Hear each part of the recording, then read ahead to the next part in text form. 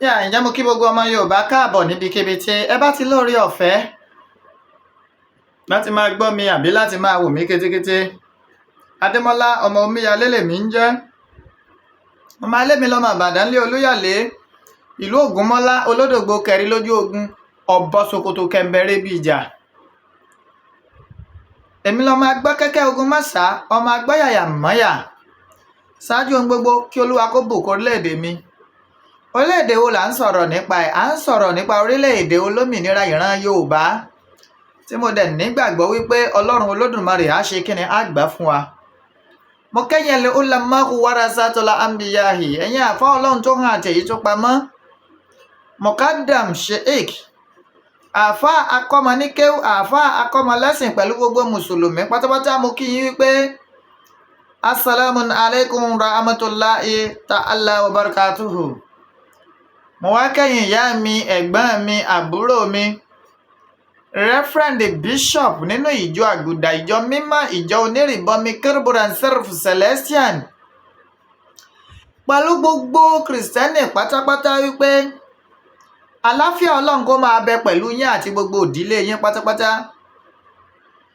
Mo wá kẹ́yìn ìyá mi, bàbá mi, ẹ̀yin ẹ̀gbọ́n mi, ẹ̀yin àbúrò mi, ẹ̀yin ẹlẹ́sìn kẹ̀sìn, ẹ̀yin ẹlẹ́sìn àbáláyé. Mo kí yín wípé ewé á máa jẹ́, egbò á máa jẹ́, ẹ̀ní ṣe ewé já, ẹ̀ní ṣe egbò wà. Àlùbáríkà àwọn tó lódùmarè tó kólé ayé lé lọ́wọ́. Mo wá kẹ́yìn ìyá mi abiyamọ abọ̀já gbọ̀rọ̀gbọ̀rọ̀. Ẹ̀yin tẹ́ ẹ dúró tọmọtọmọ yìí fi ṣubú, ẹ̀yin tẹ́ ẹ dúró tọmọtọmọ yìí fi ṣìṣe. Àdó mẹ́ta báyìí làdó ẹ̀yin ìyá mi, ọ̀kan fọ́ ọ̀kan nù, ẹ̀ ń fọ̀kan ṣoré kiri. Èyí tẹ́ fi ń ṣoré kiri, ẹ fi ṣàwa ọmọ Yorùbá tòótọ́, ẹ fi ṣe wá lóore owó, ẹ fi ṣe wá lóore ọlá, ẹ fi ṣe wá lóore àìkú tí í ṣe baálé ọrọ̀ tó rẹ́yìn làgbà gbanigbani. Mo wá ṣèbà orí tó kún tí ò níná, mo ṣèbà ọjà tó kún tí ò lérò, mo wá ṣèbà oko tó pọ̀ jaburata tí ò nírúgbìn. Ẹ̀yin àgbà gbanigbani, mo ṣèbà yín o. Mo kí kábíyèsí ọ̀nìrìṣà jẹ̀gbẹ̀nẹ̀ bí àti àkún aláṣọ àlàfúnfún gbò ọ̀jájá àfìdí ọ̀tẹ̀ jalẹ̀, ọba Babátúndé ẹni ìtàn Adéyẹyè Ògúnwùsì, Ọ̀jájáde second àrólé Oòduà. Mo kí ikú bàbá yèyé Aláàfin Ọ̀yọ́, ọmọ kútíkú ò gbọ́dọ̀ pa, ọmọ àrùn tárùn ò gbọ́dọ̀ ṣe, ọmọ àdábálé, ọmọ àfòmọ́ òde. Mo kí yín o. Ọba Abímbọ́lá Hakeem Ọ̀wọ́adé the first Ẹlẹ́wùétù Aláàfin Ọ̀yọ́, mo kí yín. Mo wá kí bàbá tèmi ọba Dr. Owólabí Ọlákùlẹ́yìn Ìgè Akínlóye the first, the Olúbàdàn of Ìbàdàn land. Bàbá kádé pẹ́ lórí, kí bàtà pẹ́ lẹ́sẹ̀, kẹ́ṣin ọba kó jẹ́ kó kánrin kése, kírùkẹ̀rẹ́ pọ̀. Mo kí yín o. Ilẹ̀ Yorùbá kò ní dàrú, ìpínlẹ̀ Ọ̀yọ́ kò ní dàrú, ilẹ̀ Ìbàdàn lápapọ̀ ò ní rí dààmú bèlè tàṣe pé wọ́n wá rí fìtínà. Aboyún nílẹ̀ Yorùbá wọ́n máa bí wẹ́rẹ́, àgàn á máa tọwọ́ àlàbòsùn agbára lọ́wọ́ Elédùà. Mo kí gbogbo gómìnà ilẹ̀ Yorùbá pátápátá, látòrí gọ́vnà Ṣèyí Mákindé, gọ́vnà Lucky Ayédatiwa, gọ́vnà Abíọ́dún Oyèbánjí, gọ́vnà Adémọ́lá Adélékè, gọ́vnà Dàpọ̀ Abíọ́dún pẹ̀lú gọ́vnà Babájídé Sanwó-Olú. Mo kí yín o. Ọlọ́run Olódùmarè a máa wà pẹ̀lú yín. Ilẹ̀ Yorùbá á gbòmìnira. Mo wá kí alànà fún gbogbo ìran Yorùbá pátápátá, ìyẹn bàbá mi Professor Banji Akíntóyè èdè emirate, kí lẹ máa ń pè wọ́n ná, ṣé emeritus professor ní bàbá. Mo kí yín o. Mo wá kéjì ká tí ọ̀já sọ bọ́ lọ́rùn ẹni, májà sọ láàdì sáwọn máa dé ẹ mọ́. Àkùkọ gàgàrà tó gorí àpáta lọ rèé lé téńté, ojú tó lé ojú tó ko. olówó orí ọkọ tó yọ̀ sí ọkọ adérọ́pò bàbá Michael bàbá Yọ̀mídé bàbá Ronaldo bàbá Àṣàbí Ìgbòho Oòṣà bàbá mo kí yín mo lù yín lọ́gọ ẹnu ẹkú kó lè dáa á dá alágbára lọ́wọ́ Ọlọ́run òmìnira ìran Yorùbá á ṣojú ẹ̀mí yín kò ní jẹ́ lẹ́yìn yín àlùbáríkà àwọn tó lódùmarè tó kólé ayé lọ́wọ́ ẹni bá wá ní gbogbo akitiyan olóyè Sunday Igboho lórí ọ̀rọ̀ struggle ìran Yorùbá tẹ́ bá ní kò ní rọ́nà gbégbà àbí tẹ́ bá ní gbogbo wàhálà ìlàkàkà rẹ̀ kó má dúró jẹ́ lágbára lọ́wọ́ Ọlọ́run ẹ̀yin lẹ́ẹ̀ní dúró jẹ́ àlùbáríkà àwọn tó lódùmarè tó kólé ayé lọ́wọ́ mo kí gbogbo ọmọ Yorùbá pátápátá ní diaspora ẹrù tí abiyamọ kì í tú wò wọn ò ní gbé káyé mọ́lé o mo kí gbogbo ọmọ Yorùbá pátápátá nílẹ̀ káàárọ̀ òjíire mo kí gbogbo ọmọ Yorùbá ní Kwara mo kí gbogbo ọmọ Yorùbá ní Kogi mo kí gbogbo ọmọ Yorùbá ní Bayelsa mo dẹ̀ kí gbogbo ọmọ Yorùbá ní Delta àkúbojú ọjọ́ ṣe rí o ní sọmọ olókùú bẹ́ẹ̀ ni àní símọ̀ yẹ́ ẹ̀ láéláé ibo mò ń lọ mo kí gbogbo ọmọ Yorùbá kú oríire ìyẹn ti mega rally tí bàbá wa Professor Banji Akíntóyè kéde wípé kó bẹ̀rẹ̀ ní ẹyẹ ọ̀sọ́kà lẹ́yìn tí Olódùmarè sì kádàrá pé kó bẹ̀rẹ̀ ìyẹn ní ìjẹta tí í ṣe ọjọ́ 12 oṣù kẹfà ọdún 2025 mo kí gbogbo ọmọ Yorùbá o wípé kú oríire àti wípé a ti gbé ìgbésẹ̀ nípa ẹtì tí ń bá ọ̀rọ̀ mega rally wa ìgbésẹ̀ kan ti kọ́kọ́ síwájú àmọ́ bàbá bini tí èsì fàjà rally táyé ń wò ojú wo lẹ fi wò ó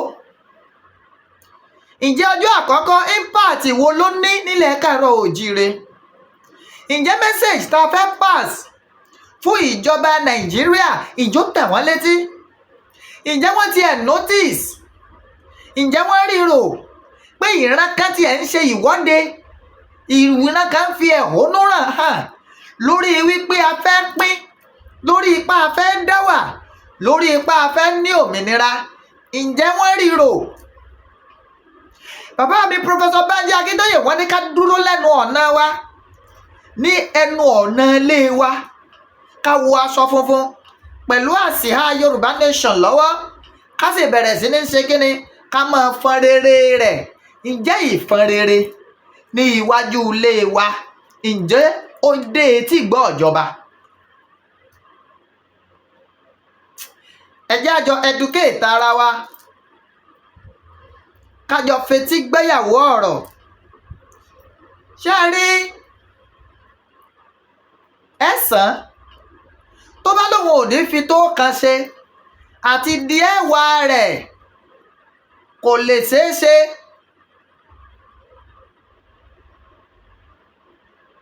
ẹ gbọ́sẹ́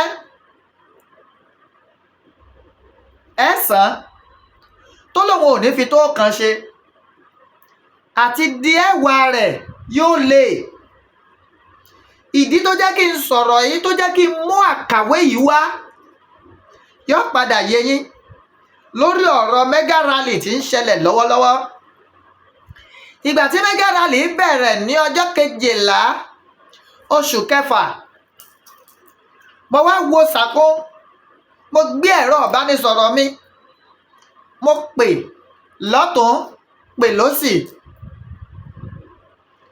lákọ̀ọ́kọ́ mo wo ìpínlẹ̀ Ọ̀yọ́ ibi mélòó ni rally ti gbé wáyé àwọn wo ló jáde fún rally ǹjẹ́ àwọn èèyàn jáde bí despite pé wọ́n ní ká ṣe níwájú ilé wa ǹjẹ́ àwọn èèyàn jáde mo wá tọ́ round mo rí wípé èèyàn péréte ìlọ́jáde iná kan tí sí ọ̀rọ̀ rally yẹn mo wá rí i pé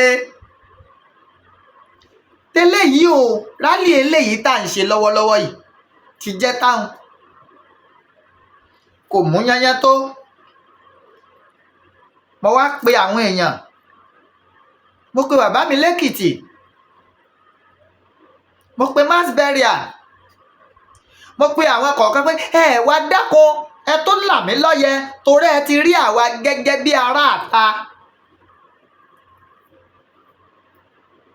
ẹ là ń lọ́yẹ kí ni tí ń ṣẹlẹ̀.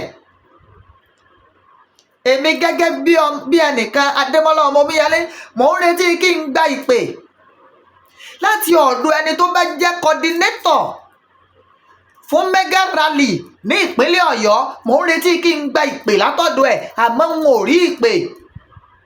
Ìyí gẹ́gẹ́ ló prompt mi tí mo fi bẹ̀rẹ̀ sí ní pe àwọn èèyàn lẹ́yọ kọ̀ọ̀kan láti ṣèwádìí pé kí ló ṣẹlẹ̀. And I can say it anywhere. Mi ń gbowó rally lọ́wọ́ èèyàn kankan. Àwọn ìyá mi tó bá pè mí pé rally, mo máa ń fi ọkàn wọn balẹ̀ náà ni pé lágbára lọ́wọ́ Olódùmarè yóò gbìnàyà tọ́fà kan ò sì ní fìrùnàgbá. Ìta ní lọ́kàn ní wípé njọ́ abá ti jáde kò ní sípà ń wọlé mọ́. Ó di ọjọ́ tí ẹ bá tán bá tó fi orílẹ̀-èdè wa fún wa ká tó kó gbá wọlé.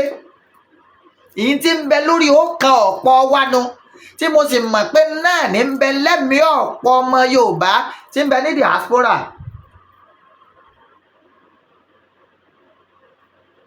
Ìdí nìyẹn tá a fi ń ké tata wípé ẹ bá rí pé ọ̀pọ̀ ọgbà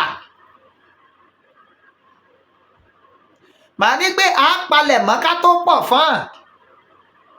Pípalẹ̀ mọ́ tó pọ̀ fún ìyẹn ni wípé we must put in place our security apparatus so that ìgbà táwọn èèyàn wa bá jáde tá a jáde wá sí gbàgede wípé wá ṣe ìfẹ̀hónúhàn alálàáfíà amílẹ̀ tìtì, kò ní jẹ́ wípé àwọn ọ̀tá wọn gbẹ̀yìn kùlé lọ rèé gbógun ti àwọn èèyàn wa tí ń bẹ ńlé. Kò ní jẹ́ wípé dúkìá ohun ìní wa kò ní jẹ́ èyí táwọn ọ̀tá ó ti lọ rèé bá wa ṣe lọ́sẹ̀. Ìní mò ń sọ gbogbo ìgbà náà pé security first. After security, then our mega rally can come. Mo dẹ̀ dúpẹ́ lọ́wọ́ olóyè Sunday Àdìsá ọmọ Adéyẹmọ. The little táwọn èèyàn lè offer wọ́n offer ẹ̀ pẹ̀lú àtìlẹ́yìn olóyè Sunday Igboho Oosha. Ẹ̀yin náà wò ọ̀rọ̀ security ilẹ̀ Yorùbá lọ́wọ́lọ́wọ́ báyìí. Ǹjọ́ wo lẹ tó gbọ́ pé gbọmọgbọmọ àwọn eléri ibú wọ̀nyí, ǹjọ́ wo lẹ tó gbọ́ gbọmọgbọmọ wọn? Ilé mi ṣe máa ń sọ wípé àwọn tó fara wọn jìn látọ̀dọ̀ bàbá wa akékaka tí ó ń ṣègbìyànjú tí ó ń ṣèdààmú lọ́sàn-án lóru láti dáàbò bo ẹ̀mí dúkìá wa, pàápàá jùlọ lórí gbogbo àwọn òpópónà wa, pé ẹ̀jẹ̀ á máa kún wọn lọ́wọ́. Ọ̀pọ̀ nǹkan ni wọ́n nílò àmọ́ tí ò ṣeé sọ lórí afẹ́fẹ́ fún ìdí kan àbí ìkejì. A gbọ́dọ̀ mọ táṣìírí ọ̀nà tá a fi ń gbà ṣe àwọn ọ̀tá ní ṣùtá, a gbọ́dọ̀ mọ kéde rẹ̀ lórí afẹ́fẹ́. Gbogbo ìgbà tá à ń ṣe yẹn à ń ṣe ìgbáradì fún rally ní. I went to Ekiti State. Mo lọ rí bàbá mi lẹ́kìtì. Adẹjọ́ jókòó ayànnàná àwọn nǹkan kan tàbí ní ìta gbọ́dọ̀ nílẹ̀ láti ṣe ìgbáradì fún rally yìí ni o. Àkọ́kọ́, yàtọ̀ sí àwọn tí wọ́n jẹ́ gbòógì tó ń ṣiṣẹ́ tó ń ṣe yìí, tí ọmọ Yorùbá bá jẹ́ 100,000 ní agbègbè ibì kan, kí 70,000 kan bọ́ta lọ rèé ṣe rally, kí 30,000 fẹsẹ̀ ẹ̀yìn délé kí a máa dáàbò kí wọ́n máa ṣọ́ dúkìá ohun ìní wa. Àṣà lè gbé ọmọ ọdún kan, a lè gbé ọmọ ọdún méjì, a lè gbé ọmọ ọdún mẹ́ta lọ síbi tá a ti fẹ́ ṣe rally. Àmọ́ kó mi má bàa tẹ̀yìnwọ̀ gbé wa lẹ́nu ìlà ṣe ń sọ̀rọ̀ ètò ààbò. Mo wá wo rally yìí, mo ní kí ló sọnù ń bẹ̀. ẹ̀yin ọ̀jọ̀gbọ́n nínú struggle Yorùbá nation ẹ compare rally tó bẹ̀rẹ̀ láti jẹ́ta yìí sí àwọn rally tá a máa ń ṣe tó lóyè Sunday Adisa ọmọ Adéyẹmọ ò bá sí nílé. ẹ compare rally tá a máa ẹ compare rally tí tó bẹ̀rẹ̀ láti jẹ́ta yìí sí rally tá a máa ń ṣe nígbà tí olóyè Sunday Igboho Oosha wà lé. Yálà olóyè Sunday Igboho Oosha lọ rally yẹn ni o àbí wọn ò lọ.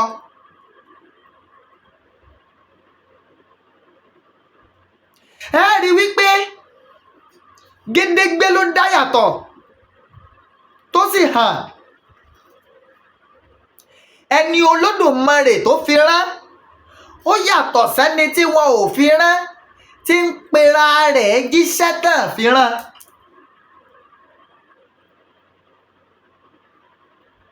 Bíbélì ní wípé ègbé ni fún ẹni tí a kò fi rán tí ń jíṣẹ́, ègbé sì ni fún ẹni tí a kò fi rán tí kò jẹ́.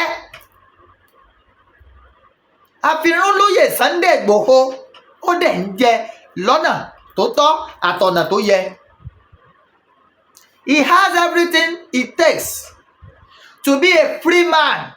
It's very easy for him to negotiate, láti bá ìjọba dúnàdúrà lórí wípé ẹ wò mo jọ̀wọ́ nǹkan yìí ẹ jẹ́ jẹ́mi náà darapọ̀ mọ́ yín. And don't forget, olóyè Sunday Igboho Oosha has once been a politician. Ó mọ ikú tó tú wọn, ọmọ èyí tó dè wọ́n. Kéèyàn tó wá ní èmi o Adisa ọmọ Adéyẹmọ òun ọ̀gbọ́n ṣe mọ́ òmìnira ìran Yorùbá ń lòun fẹ́ ṣe kí ni lòun fẹ́ gbájúmọ́ sọ́wọ́ yẹn ká kóyàn rẹ̀ kéré. ẹ dá lóhùn nǹkan ẹyọ kan lọ́sọ̀nù nínú rálì tá à ń ṣe lọ́wọ́lọ́wọ́. ẹ̀rí pẹ̀lú ọ̀pọ̀ yes àwọn èèyàn fetí palàbà rálì.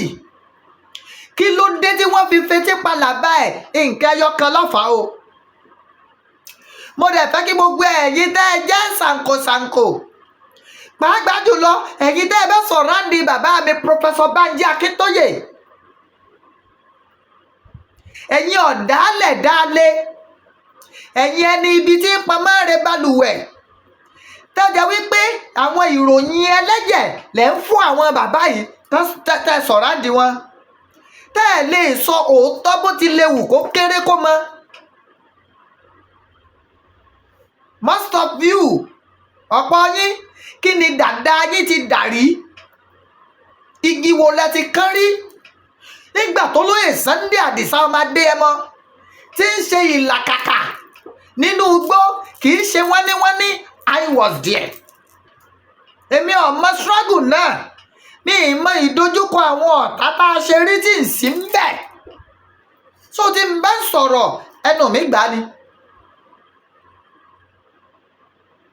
Ẹnu mi ṣe kí ni? Ẹnu mi gbà á. Rally Ọ̀yọ́ State àwọn tá a máa ń organize rẹ̀ àìjú bíi mẹ́rin lọ. Olódùmarè sì máa ń gbà fún wa. A máa ń lọ rèé fún bàbá mi Adisa ọmọ Adéyẹmọ. A máa ń lọ rèé fún wọn lábọ̀ ni pé Adisa ibi tá a bọ̀rọ̀ rally dé rèé. Èmi Sugar Boy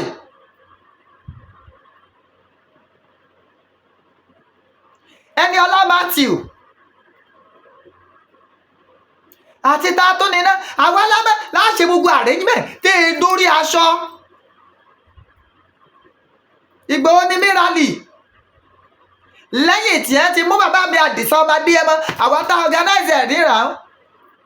Everybody can testify to that.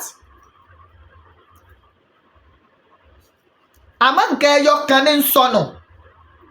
Kí sì ni nǹkan náà? Tẹ́ ẹ kọ̀ tẹ́ ẹ fẹ́ gbà tẹ́ ẹ fẹ́ mọ̀ yàtọ̀ láàrin gírá àti gìráfù. We have only two leaders in Yoruba nation. The emeritus professor bàbá mi Professor Banji Akíntóyè pẹ̀lú olóyè Sunday Igboho Oosha. Olóyè Sunday Igboho Oosha ló wá ní kó sọ̀rọ̀ kí gbogbo ilẹ̀ ó sì máa mì tìtìtìtìtìtìtì. Ìtòlódùmarè fi hàn ní sánú kò sí bá dù bóyá lẹ́ẹ̀mọ̀ tó máa ti ń jẹ́ májàsọ́lá. kọjá sókìkí, kọjá sówó, kọjá sí nǹkan kan, Olódùmarè ló fi jíǹkí ẹ̀.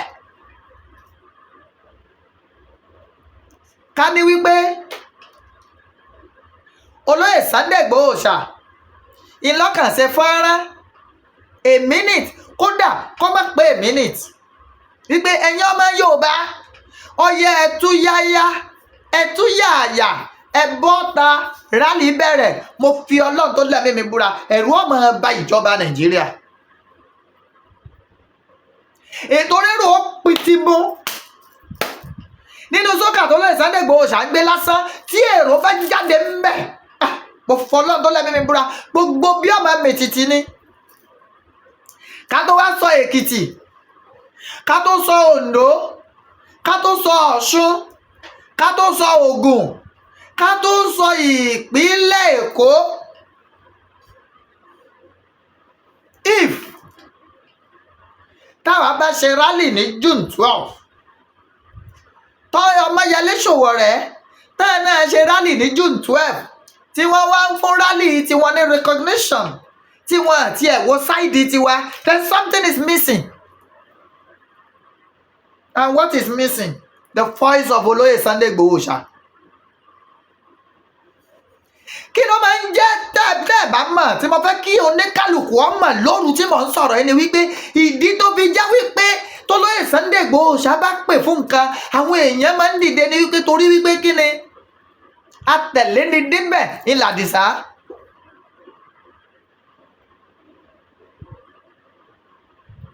yóò ràn yàn ṣẹ́, yóò tún dúró tìyàn. gbogbo ìgbà tá a máa ń ṣe rálì láyé tá a máa organize ẹ̀, tí ọlọ́pàá àbẹ́yẹ̀ bá mú èèyàn kankan tá a bá ilé polóyè Sunday Igboho Oosha tá a gbé fóònù fọlọ́pàá, bí Ọlọ́run tó lẹ́mí mi búra, wọ́n máa ń fi àwọn ẹni náà lẹ̀lẹ́yẹ ọ̀sọ́ka. So many people that we call for the rally, what they were telling us was àwọn ògbóhùn olóyè Sunday Igboho. àwọn bàbá kan wà ládùúgbò mi tó ẹ pé kódà àwọn a máa gbé mọ́tò wọn lẹ̀ fún rally. mo wá ń bá wọn sọ̀rọ̀ lánàá pé mega rally ti bẹ̀rẹ̀. bàbá yẹn ní Démọ́lá Múnísà, ó ní mo gbà fún ọ, mo gbà pé mega rally bẹ̀rẹ̀. ó ní àmọ́ jẹ́ ń gbọ́ látẹnu Sunday Igboho. ó ní tóun bá ti gbọ́ látẹnu Sunday Igboho, ó látòun àtọmọ àtayá àtìyàwó gbogbo àwọn darapọ̀ mọ́ wa máa ṣe rálì. ẹjọ́ nítorí Ọlọ́run kí là ń wá kiri? ẹ̀kọ́ ti fojú mímu hàn.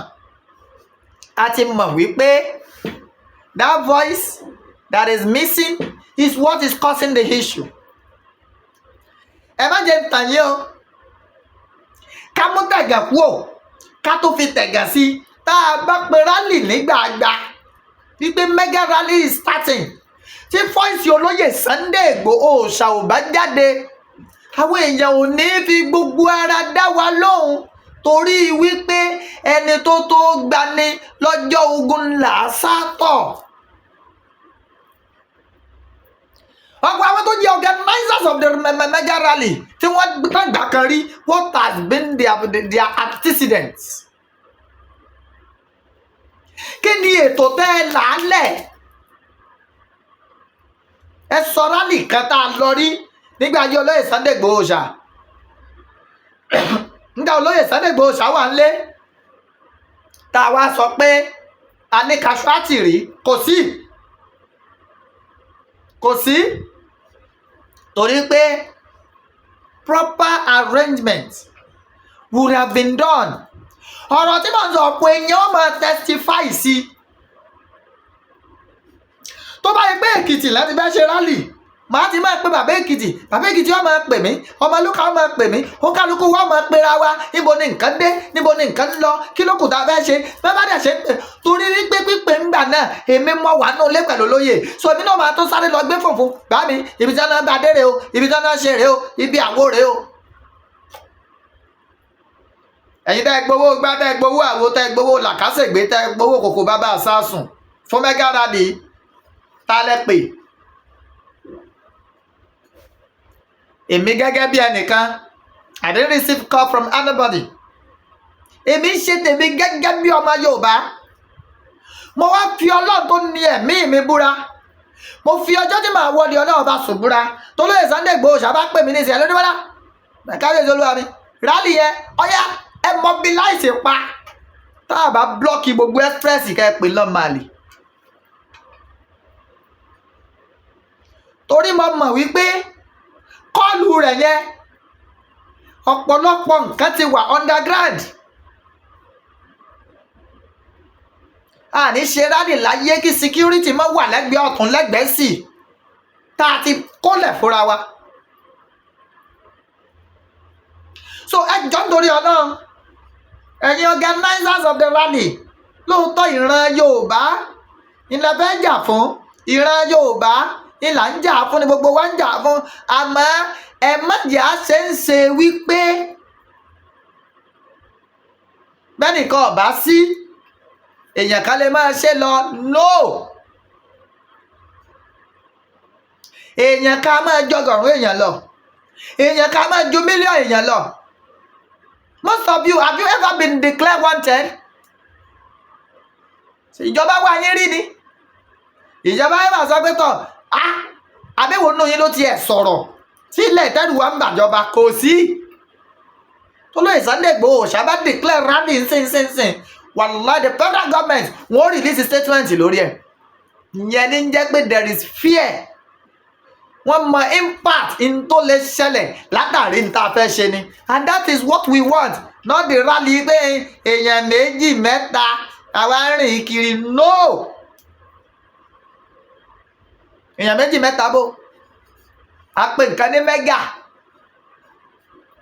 ìgbà tí àwọn ọmọ yẹn fẹ́ blọ́ọ̀kì nígbà yẹn tó ṣe endsars ṣé àrí bá ṣe ṣe ni ẹ̀rí bá ṣe ṣe ṣé àwọn ńlá láyà kọ̀ọ̀kan ní méjì méjì ni, ṣé méjì méjì wọn dúró wájú ilé wọn àbẹ́yẹ kọ̀ọ̀kan. àìtódò tọ̀ sí ẹnikẹ́ni kan ló ṣe kinní kan. bó bá ṣe pé lóòótọ́ aláyà, tó bá ṣe pé lóòótọ́ afẹ́ jáde tán fún kinní ẹpọ́lọ́ Sunday Igboho Oosha ó declare. èmi lèmi ń sọ yẹn fún yà, I'm telling you this from the bottom of my heart. ẹjọ́ lóye Sunday Igboho Oosha ó declare, kẹwàá wò bẹ́rẹ̀ ó ṣe pọ̀ tó. torí pé àwọn èèyàn mọ̀ pé bí nǹkan kan bá ṣàwọn níbi rálì yẹn, olóyè Sunday Igboho Oosha ó tó gbangba sùn lọ́yẹ́ yọ́ gbà wọ́n lẹ̀. kìí ṣe tí ó pè fún rálì. ṣé bàbá tó bá jẹ́ akíkó bàbá láni wọ́n máa sáré bọ̀ wálé ni ní bàbá bá wọn kan.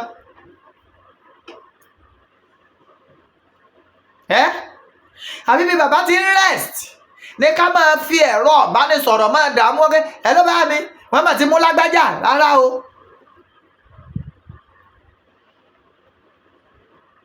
ẹni bá tó ṣe ìlà gbé lílọ, torí ẹni bàbá mi Professor Bánjí Akíntóyè lẹ́ẹ̀fi nírú olóyè Sunday Àdìsá ọmọ Adéyẹmọ lẹ́gbẹ̀ẹ́. so ẹ̀yin bẹ́ẹ̀ wà pẹ̀lú bàbá mi Professor Bánjí Akíntóyè, ẹ̀yin ní ẹ lọ́rẹ̀ẹ́ jẹ́kì nǹkan kẹ́ẹ̀sì ṣe nǹkan bó ṣe tó àti bó ti yẹ. ẹ gbọ́, ẹ lọ́rẹ̀ẹ́ ṣe nǹkan bó ti tọ́ àti bó ti yẹ. ẹ má jẹ́ àdojú egbò délẹ̀, ẹ má jẹ́ àṣẹ ń dá ń ṣe yìí with selfish interest, torí ń dá ẹ bẹ́ẹ̀ rí ń bẹ̀ àbáwọn nǹkan míì.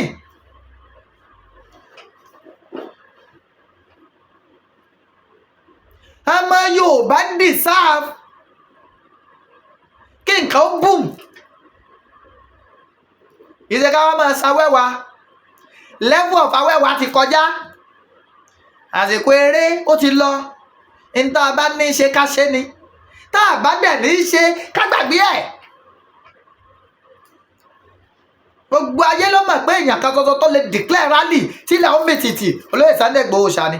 tí bàbá wa irú bàbá wa ṣe sọ̀rọ̀ ní June 12 yẹn, tí bàbá ṣe sọ̀rọ̀ ní June 11 stroke June 12 yẹn pé ọ̀yá ẹ̀yọ́ ọmọ ẹ jáde kólóyè Sunday Igboho bá kí wọn lẹ́gbẹ̀ẹ́ ká sọ̀rọ̀ jáde bẹ́ẹ̀ bó lẹ́yìn ṣe rò pé irú ọ̀pọ̀ tó. nígbà tó ń kan láwọn ó pè pàdé lọ́balọ́ba lọ́ndì on the same level náà kọ́ ni mo rẹ́rìn ẹ̀rín mo kọ́kọ́ bú sí mo ní ní kí ló dé táwa Yorùbá tá a fẹ́ràn ọ̀tẹ̀ ó ń tẹ̀m̀bẹ̀lẹ̀kún ná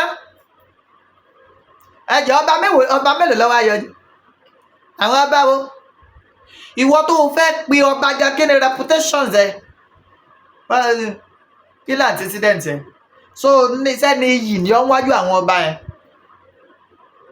ìwọ tó pè pàdé lọ́balọ́ba náà mo ń gbọ́ oríṣiríṣi àwọn ọba ń bọ̀ wọ́n bọ̀ á declare kí ni kà mọ́ rẹ́rìn kákákáká pé à ń ṣe ń tara wa ẹ di ẹ̀jẹ̀ kan mọ Yorùbá ẹ jẹ́ wọn rí seriousness and truthfulness in us for once.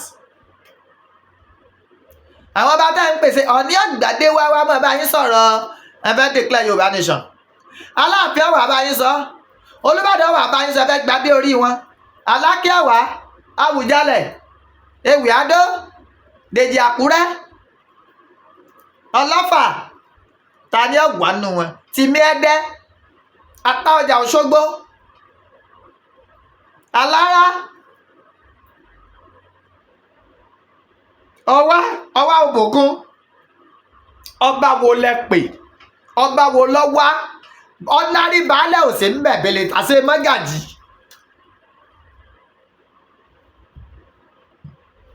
àádẹ́ máa sọ fún yín tẹ́ ẹ bá fojú ọ̀nà rẹ̀tà wa ọmọ kéékèèké tá a jọ máa yín iṣẹ́ tẹ́ ẹ lè bẹ̀ wá pọ̀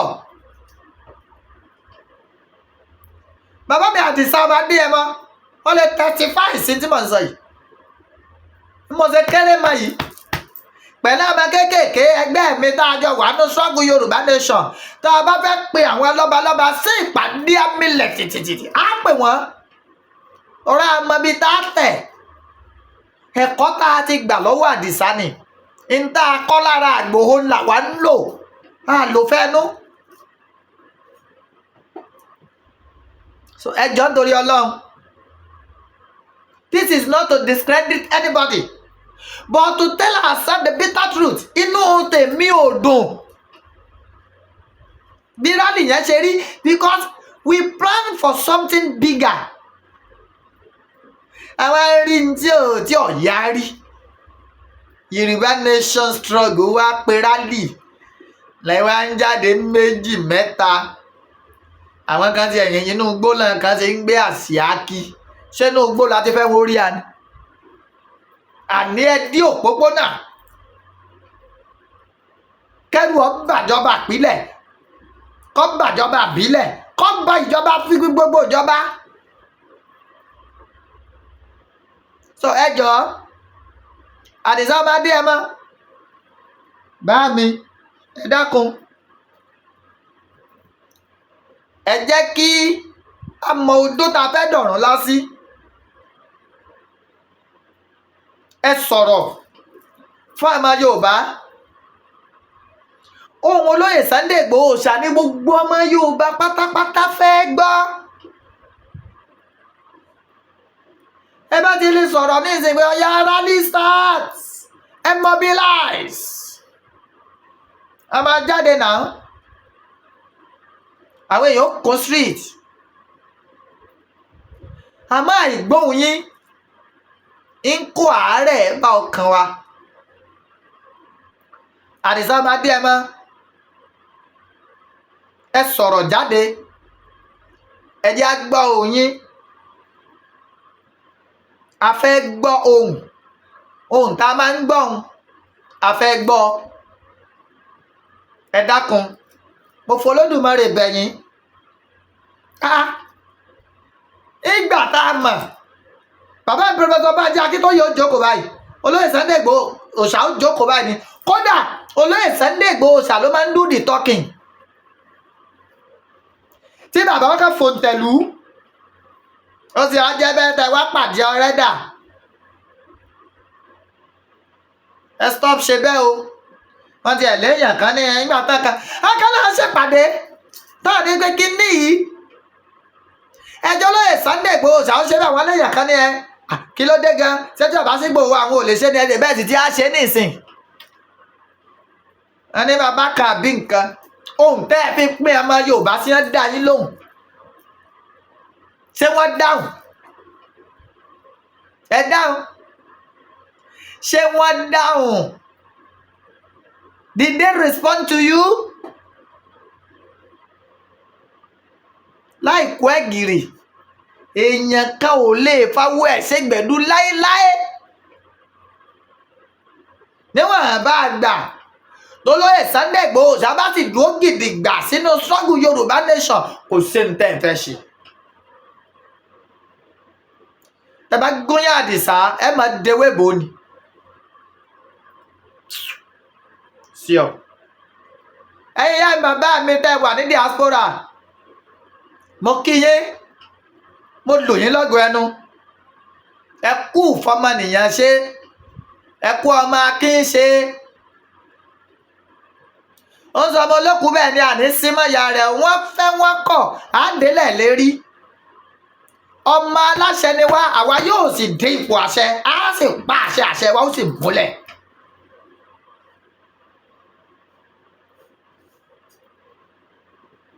gbogbo ẹ̀yin tẹ́ fẹ́ mọ sabotage effort olóyè Sunday Igboho àti ti bàbá Professor Banji Akintoye ẹ̀yin nu ọlọ́nu.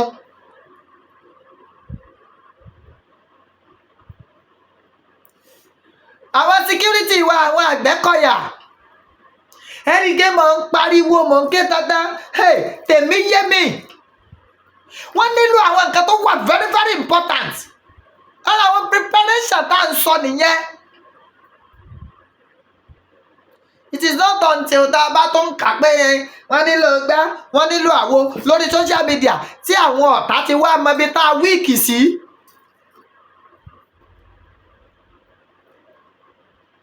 tó ti wá mọ ibi tá a wíìkì sí tá a mọ weaking point wa. a bá pèsè gbogbo nǹkan fẹ́ fún wọn.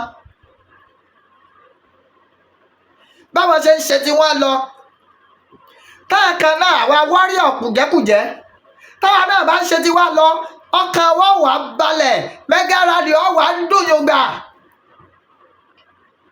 a ṣètò ààbò a ṣèkan àwa ń pariwo ṣe ẹ fẹ́ ká lọ rálì tán ká fogun mú wa lé ni. àmọ́ tó lóye Sunday Igboho Oòṣà bá ti lè sọ pé ó yá ó ti yá náà nu o. àní wẹ̀yìn so ẹjọ́ mo fọlọ́run Olódùmarè mo fi bẹ̀yìn gbogbo ẹ̀yọ́ ọba Yorùbá pátápátá tó ẹgbẹ́ lóòótọ́ struggle Yorùbá nation sì wà lẹ́mìí wa àwọn Àgbẹ̀kọ̀yà wọ̀nyí ẹjọ́ àwọn nǹkan tá nílò bá àti ẹ̀ lè ṣe gbogbo ẹ̀ ẹ̀jẹ̀ àṣẹ ń bẹ̀ ìyàtọ̀ ti wà náà ìyàtọ̀ wà gidigidi mọ̀nàkàì ọ̀pọ̀ àwọn èèyàn sì ń bá wọn pàdé àmọ́ gbọ́n bá ti rí ìmúra wọn ò lè mọ̀ pọ́n ni. mo dúpẹ́ ọ bàbá akíkaka torí tí ọba sírú bàbá òun níbo la àbá dojúkọ nígbà tó lóye Sunday Igboho Oòṣà ò sí ńlé gbogbo àwọn tó ń pera wọn ní nǹkan pàtàkì àwa wọn àrí ẹ mọ́ àwọn ààrẹ sàmánì ààrẹ kúlíkúlí ààrẹ ẹ̀pà wọ́n rẹ náà ni. so ẹ dákun ẹ máa kún wọn lọ́wọ́ 09036 37 1643 09036 37 1643 ẹ mẹ́sẹ̀jì mi lórí WhatsApp pé ókè o àwọn wọ̀nyí kí la fẹ́ ṣe fún wọn kí ni wọ́n nílò alẹ́ ní ẹ lọ ra nǹkan gan wá kẹ́ẹ̀kan kó wá ní ká lọ kó fún wọn. alẹ́ ní ẹ ṣe bẹ́ẹ̀ náà. ọ̀rọ̀ tí olóyè Sunday Igboho Oòṣà ń jà fún ìkànnì bí ìjẹ àná àbí ṣèjẹta ni state police ìjọ ní náà wọ́n ní a ní àwọn aṣọ́gbó ara ń tà pè fún ni ara ń tà agitéètì tá ń polongo rẹ̀ ní. kéèyàn ká wá ní ti Igboho Oòṣà báwo anyanga yín láyé. so ẹjọ́ mo dẹ̀ wá tún fọlọ́ọ̀bẹ̀ yìí èmi náà nílò káàdì credit card data àtowó ẹnu òfìfo èédú yànmùyànmọ̀ asọ́pọ̀ èsì ìjòòrùn data ti fẹ́ gbaṣọ lọ́rùn wa ẹ dákun ẹ bá fẹ́ fún mi lówó data 9036371643 opay ẹ bá láti rí Adémọ́lá ní orúkọ tó bá gbé wá ẹ má bẹ̀sùn bẹ̀gbà ẹ jù ú bẹ́ẹ̀ ẹ kàn mẹ́sẹ̀jì mi pé tọ̀ àti bùn ọ́ o 9036371643 opay ọlọ́run agbójú wa sókè sí ọ níbo ni ìrànlọ́wọ́ àwa ọmọ Yorùbá yóò ti wá ìrànlọ́wọ́ wa yóò ti ọ̀dọ̀ Ọlọ́run Olódùmarè wá Olódùmarè ṣíjú àánú wòran Yorùbá ṣíjú àánú wò wá gba orílẹ̀-èdè wa fún wa gba orílẹ̀-èdè wa fún wa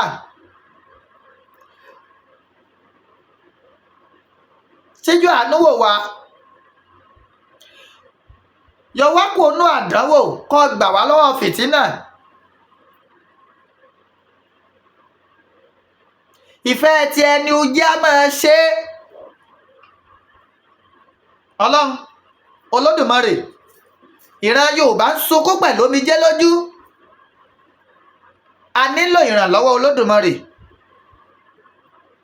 kómìnira wa kó yá kíákíá mega rally tó gbìnà yá yìí Olódùmarè jẹ́ kó la ipa rere nínú ìran Yorùbá ni mo sọ yìí mo dúró náà torí àsọjù ọ̀rọ̀ ní díjà alẹ́ àmẹ́yìí tí mo ti sọ yìí ó yẹ kó ti yé wa Adémọ́lá ọmọ mi alẹ́ lèmi ń jẹ́ èmi lọ́mọ Ìbàdàn ní Olúyọ̀lé ìlú Ògúnmọ́lá Olódògbò kẹrin lójú ogun ọbọ̀ Sokoto kẹmbẹ̀rẹ̀ bí ìjà èmi lọ́mọ ẹgbẹ́ kẹ́kẹ́ ogun mọ́sàn-án máa gbọ́ yàyàmọ́yà Ìbàdàn ìlú Òjó ìlú Ògúnmọ́lá ìlú Àjàyí ìlú Ìbíkúnlé Olódògbò kẹrin lójú ogun ọbọ̀ Sokoto kẹmbẹ̀rẹ̀ bí ìjà ìlú Ọpẹ́ Àgbé